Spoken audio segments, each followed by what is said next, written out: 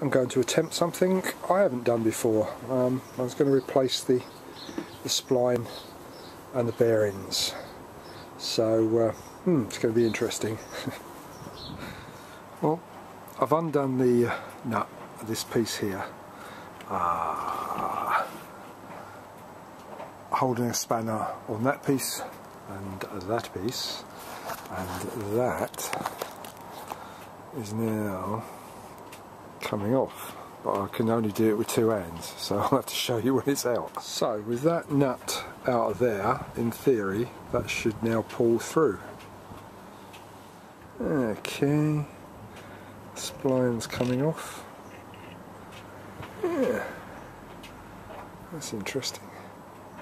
I have to replace the bearing in there. That should be pretty simple. And I want to replace the bearing in the other side, so we'll have to have a look into that as well. But that's the old one, a bit chewed up, because I'm a chomper. Well, after inspecting the bearings, there's no play in them, and they feel perfectly okay, so I'm quite prepared to leave those bearings in. There's no play in there at all, and it feels nice and smooth, and there's no movement there at all. So I think we'll just replace the spline, I think.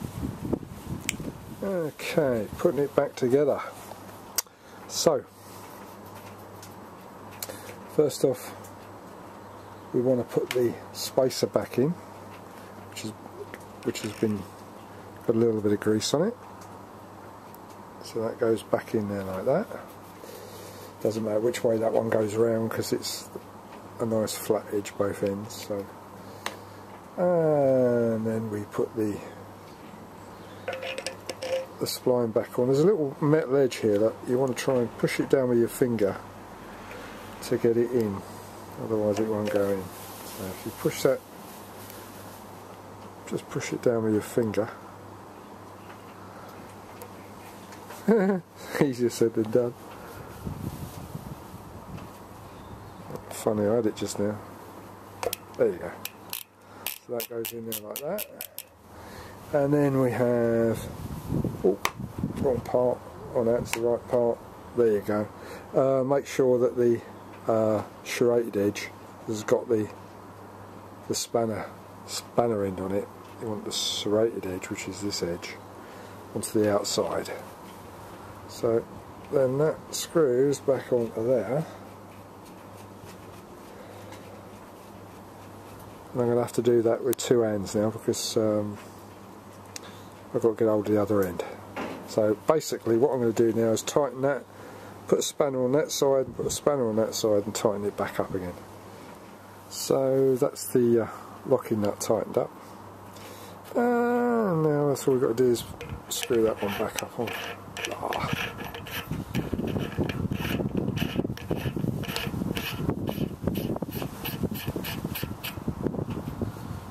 Oh, there we go, great stuff. So basically that's it. It's nice and screwed back in tight. So now I'm going to put the gear rings on, which is a little bit like a puzzle.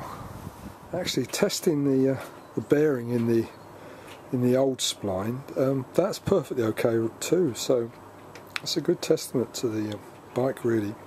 It's lasted, like I say, about 4 years. That's done some mileage as well, this one. Well, there we have the 9 gears. They've got their own spacers, the bigger type, and then as you come down to the smaller one, there's built-in spacers on those, as you can see, except for that one, because that one goes against that one, which has got its own spacer. And there's the new locking ring. That's the new locking ring. Okay, interesting. That's the first one on with the spacer.